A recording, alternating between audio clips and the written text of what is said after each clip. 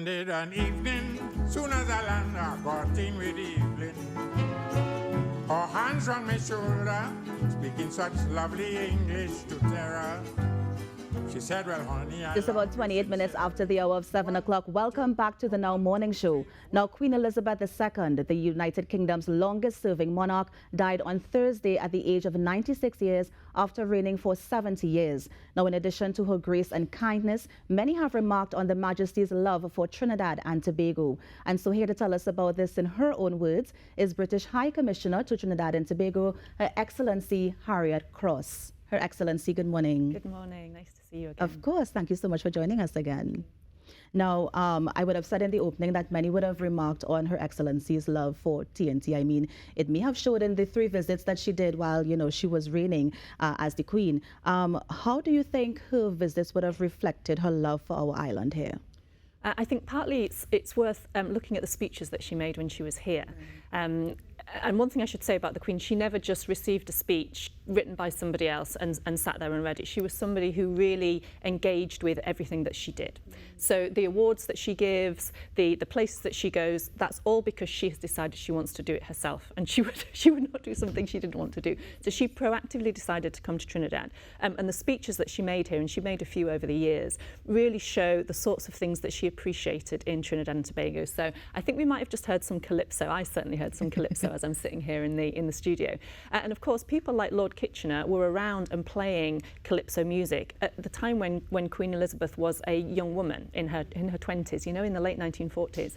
And when she came to Trinidad in 2009, one of the first things she said was the importance of calypso to her, to Trinidad and Tobago, and to the UK. So she mentions calypso, she mentions cricket. She talks about Trinidad and Tobago having produced the best cricketer possibly the world has ever known, was the words that she used. And so we know who she's talking about there. You know, there are lots of Trinidad and Tobago figures and culture. She talks about photography, art, paintings, and books that she has appreciated over the years. And those featured very strongly in her life. And so she reflects that when she comes back to Trinidad and Tobago. Now, she does also visit Tobago in 2009. Yes. And she also, in the speech that she gave in 2009, she talked about the happy memories from previous visits from the 60s and from the 80s. And she called Tobago an enchanting island. And again, you can tell when you look at the footage of Queen Elizabeth in Trinidad and Tobago, she really is engaged with what she's seeing and who she's talking to. And I think that speaks volumes about how much she felt for this country. I know in 1966 as well, she would have done the tour of Tobago with, I think she would have visited with Prince Philip at that, well, yes. King Philip at that time. So I know that she would have loved the country and, you know, her visits and stuff. A very interesting story though. Was it that the first time you met her was in T&T? Yes. Yes, tell us about that. So I was working in New York as a fairly junior diplomat, and the Queen was coming to visit New York the year after in 2010. And so they said to me, why don't you go to Trinidad and Tobago to help support the Queen's visit in 2009? And then you can see how it all works. So I arrived in Trinidad and Tobago, never been here before. I was staying in a tiny little booth on a cruise ship because there were no hotel rooms left. Wow. And it really wasn't as glamorous as it sounds. It was a tiny little cabin. And I was going out and basically following the Queen's delegation around Trinidad and Tobago to support the press and public affairs work. And so at the end of the tour, I was invited to the reception, the garden party that was happening at the High Commissioner's residence in Marival. And that was kind of the end of my work. So I was standing in the garden with probably a gin and tonic in my hand, just sort of slightly off to the side, just waiting for everything to happen. And then the Queen walks down the steps of the house into the garden and walks towards me and this group of, again, junior people who'd been helping the visit. Hello, how are you? Thank you for all the work you've done on this visit. How are you finding Trinidad and Tobago? And she just engaged us in a really polite but interested. She was interested in what we had to say and what we were doing. And at that point in time, I thought she hasn't gone to the most important person in this garden, far from it. She's come to a group of people that she knew were working hard to support her. And so that for me spoke volumes. And that really that set the tone for what I saw of the Queen when she visited New York in 2010. Because what I really took from that was that she's not somebody who needs, she comes surrounded by all this sort of pomp and ceremony, but she does not demand it in the small things. So, for example, she had a small break in her programme in New York, and we thought we needed to get the most fancy hotel for her to spend half an hour having downtime, cup of tea. She said, no, I don't need that. Just a room in the basement is all I need. And we said, well, there's no windows, there's just a chair. Yes. That's fine. I don't want to have to go to a hotel and spend money and have all this ceremony. Just give me a quiet room to rest. And I was really impressed by that, because I have known ministers, no names to be revealed, in my 25 years as a diplomat, who would absolutely would have demanded to go to a hotel, to go to the fanciest hotel in New York for their break. So that I was really impressed with, and that I think you can see that. And this people talk about the life of service. It really wasn't about what she could get out of visits. It was about what she could give to the particular country or the people that she was visiting. Now, seeing her in this light, would it have made a difference for you, or would it have kind of encouraged your move to stay within Her Majesty's service in diplomacy? I think so, yeah. Because this is the interesting thing about being a British diplomat. You're what is called a crown servant. So when you start, you get a letter from the Queen, as now it will be from the King, serving that person. So although, of course, I carry out the will of the government of the day, it's actually to the sovereign that I am engaged in my work, if you like. And so that's quite meaningful to me, because governments change, colour in terms of their politics, but that sovereign constant is always there, and that's why it's been such a shock for all of us. I mean, not just the diplomats, but that constant presence in all of our lives has now gone, and that was a real shock on Thursday. I mean, how did you take the news as we're talking about the announcement on Thursday? I think initially the adrenaline kicks in, because there's so much that we all have to do at the time when the sovereign dies. You've heard about this London Bridge, the instructions. So that was a pre-standing set of instructions, so I knew what I had to do. But I really didn't expect it to happen, because the morning we were all hearing the Queen's not too well, but she's comfortable. And I really didn't expect to be told in the afternoon that she had gone. So it was a shock, but I think at that point in time, I just had to get on with, okay, this is all the things that we need to do in Port of Spain to carry out the arrangements that the Queen wanted. And what do we need to do here? So the flags need to go at half-mast. That's the first thing, to show the sign of respect, both at the High Commission and at the residence, and any other location where there is a British flag. We need to organise a book of condolences so people can pay their respects, and also to inform the government. And I was really touched by the government of Trinidad and Tobago lowering their flags. We didn't ask them to do that. They proactively said, we are going to do that for 2 days, and then on the day of the funeral itself. And I thought that was really lovely.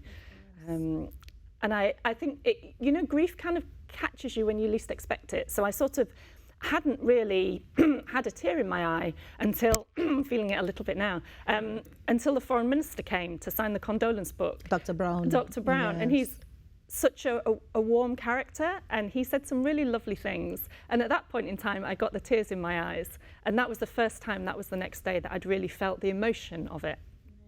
Now, seeing what's happening back in London, even in Scotland, I mean, do you wish that you were there, or do you still want to be here, just, ensuring that everything is done for Her Majesty's passing? No, I want to be here. This is, we'll talk, I'm sure, at some point about the Queen's sense of duty. Yeah.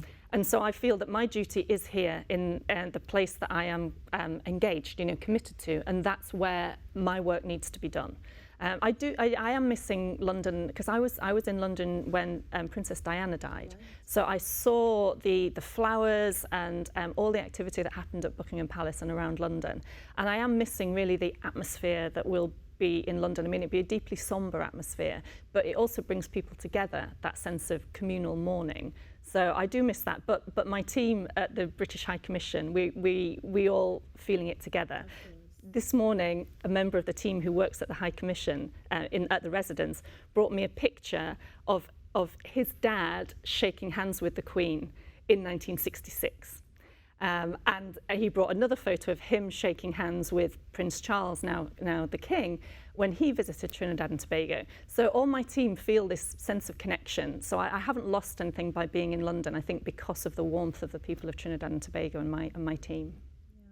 Now, going back to the fact that Her Majesty would have appreciated and loved our culture. For example, I know our Defence Force, they went across for her Jubilee, her 70th Jubilee. I mean, how significant was that for them to be able to share that space with her? One of the last things that she did while she reigned as the monarch. So this goes back to the point that it wasn't a government official who asked them to come. It wasn't that Trinidad said, can we bring our band? The Queen herself requested that a Trinidad and Tobago steel orchestra play at that particular event, her 70th anniversary of her reign.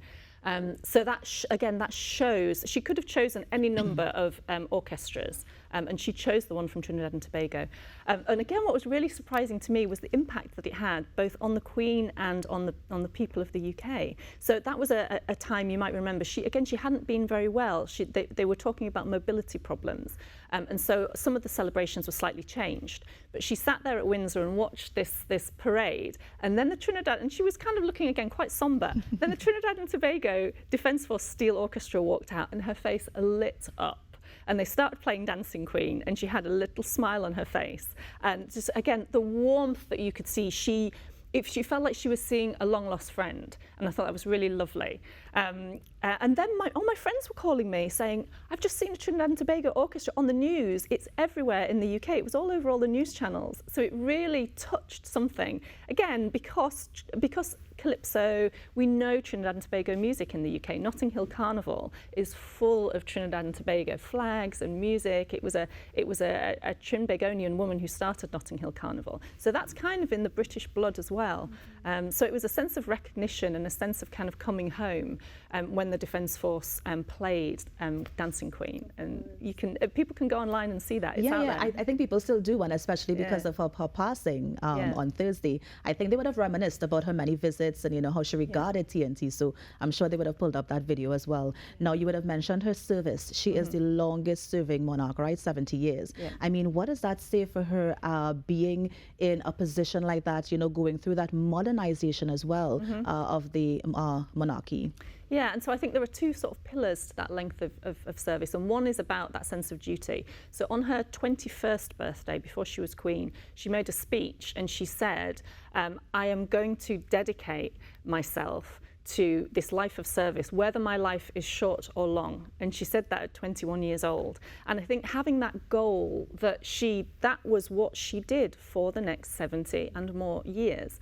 And I think that was part of it. But also, as you say, it was a monarchy that changed during that 70 years, very much so. She inherited a world very different from the world that she left. And she was part of steering that change. One thing that I think is really clear, that she was very good at bringing people together and speaking warmly and in confidence with people that maybe wouldn't normally speak to each other. Some of her trips to Northern Ireland is a good example of that. But also the transition, Trinidad and Tobago becoming independent, becoming a republic, that it changed the relationship, but it didn't change the strength of the bonds that tied the Queen to Trinidad and Tobago. And so she navigated those changes along with the various governments. And I think that's a good example of leadership in action. Taking change and working with it and not being afraid of change, which I think sometimes is something that we're all a bit afraid of. And in some ways, I don't think the Queen was. Now, I know that women have been a feature of the monarchy. I mean, we have the Queen as well. One of her last duties would have been to actually welcome the new UK Prime Minister, Miss Liz Truss, as well. And now you are the British High Commissioner to Trinidad and Tobago. I mean, what does this say for the field of women being in these powerful leadership positions and how they can be able to lead their charges or the people under them? Yeah, I think there's definitely some things that we can take from the Queen's leadership. Although being a sovereign queen is very different from leading another organisation. Yes. But one of the things I think is really interesting about her is that she didn't really expose her thoughts and opinions very widely. And that's something that in the modern day, I think we all do maybe a bit more than we need to. So that's something, so I'm quite an avid user of Twitter. Yes. I'm on there, I'm showing photos, but sometimes I just pause And what would the Queen do? Yeah. In this instance, Should I really tweet this? Yes. Exactly. Or if there's some bacchanal going on there, Yes. and I'm kind of tempted, like, oh, I really want to reply to this. And I think, no, nobody needs to know what my opinion is. It's not part of my role. It's not going to take forward anything that I need to do. So let's just let that lie. And I think that's something that we can all take a little bit from that. I think it's interesting. Dignified silence. I think it's interesting that you said that, Her Excellency, because in the age of social media, I think everybody has an opinion and everybody wants to say something. So is there a way, should we at certain points say, no, that's not for me, and just not tweet or just not say anything? Should we borrow something from the Queen? I think we can all just pause and think whether somebody needs to know that and what would the consequences be. And there are other ways of showing how you feel. You know, show how you feel in your actions. You know, just doing a tweet or saying something angry, those are just words and just pieces of text on a mobile phone. But what are you doing to show, like, if you really care about something, go and do something about it. You know, go and physically get out there and work with a charity, or get out there and work with a different political party if it's politics that is really firing you up. And I think that's a good example of what the Queen directed her activities into things that were important to her. And she also showed in what she wore is a good example, you know. So when she came to Trinidad and Tobago, she wore some beautiful outfits when she came here. In 1966, there was this gorgeous gold dress that I really caught my eye, I have to say. But, you know, again, rather than, she doesn't have to say, gosh, I love Trinidad and Tobago. She wears a dress with hummingbirds and with, you know, all the colour of Trinidad and Tobago. And that shows the thought that she put into it. So again, we can show how we feel without necessarily always exactly emoting everything. I appreciate that. Her Excellency Harriet Cross, thank you so much for joining us on the Now Morning Show. Always a pleasure to have you here. Really nice to talk to you. And of course, condolences to you, and we're sending condolences as well to everybody at the British High Commission. And that is how we close this segment. We were just speaking to the British High Commissioner to T&T, Her Excellency Harriet Cross, about the passing of the Queen Elizabeth II. You're on the Now Morning Show. We're going to take a break and be right back. Stay with us.